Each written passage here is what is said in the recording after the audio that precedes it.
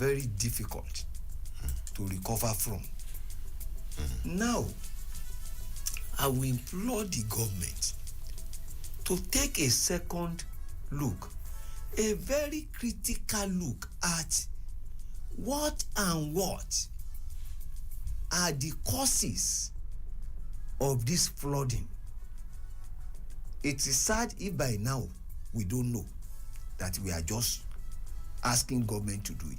And if they did know, why is it that they did not do the needful? That it is now that what happened had happened, that we are now budgeting 350 what? 350 billion. 350 billion. 350 billion to spend on flooding to avoid it.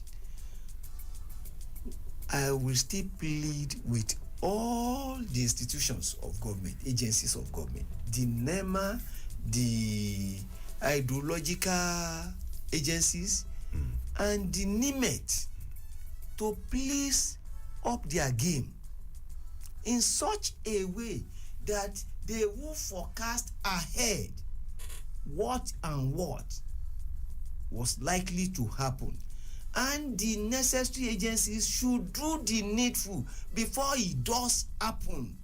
That is what is done in decent climes. Okay, Mr. Salami. Yeah, I hear you, but I want to react to the last part of your submission. I don't think we have a problem in terms of forecast. Over the years, we've always had that ahead. I think what we lack is a political will by the political actors to prioritize the issue of climate change and environment. Most of the times, leaders, especially at the state and local government level, always think that that's a second issue. It's not, as long as it's not an election problem, as long as it's not a political problem. So they think the issue of environment, the issue of flooding will always come second. Some even think that it is an opportunity to play the victim and get donations from across the country when you're to the detriment of the health of the people and everything. So because over the years, right from 2012, the case of the 2012 flood, the case of the 2022, we've always had predictions ahead that, okay, during rainy season, this is going to happen, the Alau Dam, the one in Cameroon, and so many things. Like for now, over the last 3-4 weeks now, there's been outcry that, okay, those who are living on floodplains should evacuate, that the rising water level in River Niger and Benue has passed the normal level. Over the last 6 weeks now, that announcement has been on. But what has happened? Because sometimes you don't, if the people living there, ordinarily you don't blame them, because when you say vacate that place, what is the alternative? That's the issue. So it's basically a political and a social problem that once governments at this levels know that this is a serious matter, just like they take the issue of election very serious, if they take the issue of environment and flood very serious, then we will be making progress. Lawrence, I agree with you to a very large extent, but I differ in some respects. You say you don't blame those people living around flood-prone areas, because where do they go? What's the alternative? Have you forgotten that only the living need accommodation or whatever? Okay. You need to be alive first. Easier said. To have accommodation. A dead person does not need anything. So if by living that place you will remain alive, and it's only your house that you will lose, is it not better? The question is, living that place to where? That's a different question altogether. But the first thing is, leave flood-prone areas so that you can be alive. To where? To wherever. Because you need to be alive first before you even talk about where you are going. Okay. A dead person does not need any place other than the morgue and, of course, the cemetery. All right, let's move on. Nigerians abroad contribute $20 billion yearly, and so they deserve to vote. 4 Nigerian professionals based in the United States yesterday made a case for diaspora voting, saying Nigerians overseas contribute more than $20 billion yearly to the economy, and with that, they deserve to have a say in deciding who becomes the president of the country during general elections.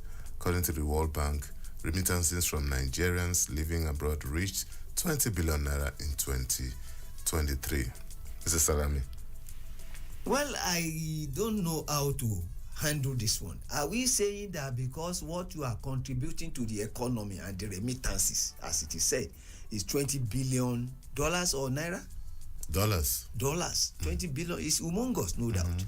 And in decent climes, citizens, wherever they reside, have the right to participate in the electoral process, which is a civic right.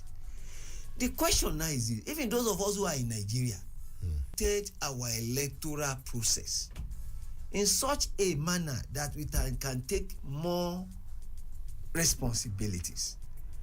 We are still trying to get it right. That is not to say that there is no incremental improvement. There is, no doubt. But there is the need for us to perfect the electoral process. And when will that be? At home first. When will that be? Well, it's for the chairman of the INEC to come and tell us how long it will take them to get there. But I still believe that charity begins from home. It does not end there, no doubt. But I still plead with our diaspora, our people living in the diaspora, to please still exercise little patience.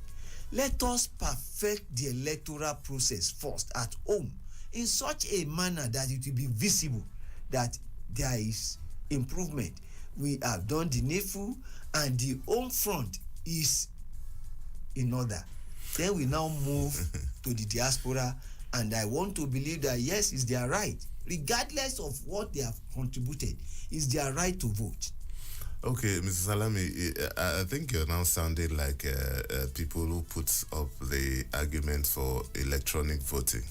And the response has always been, oh, we are not there yet. Let us perfect our electoral situation before we now think of electronic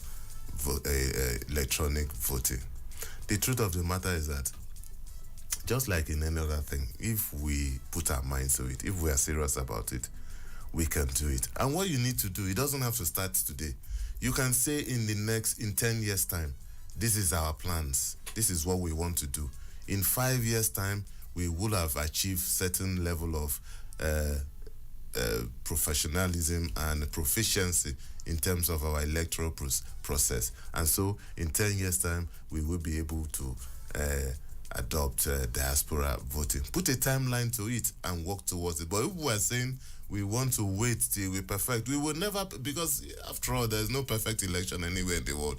We will never get to that perfection that we claim.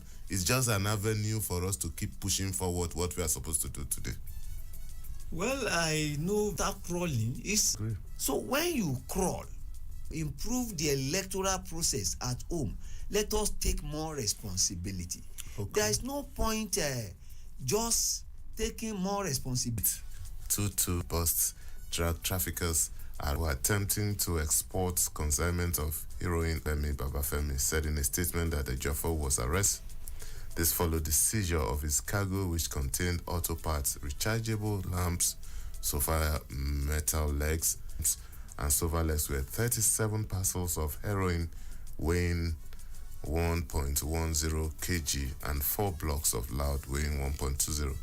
The swift follow-up operation led to the arrest of 2 freight agents and other consignment. Mr. Salami, you will begin to wonder what exactly is happening.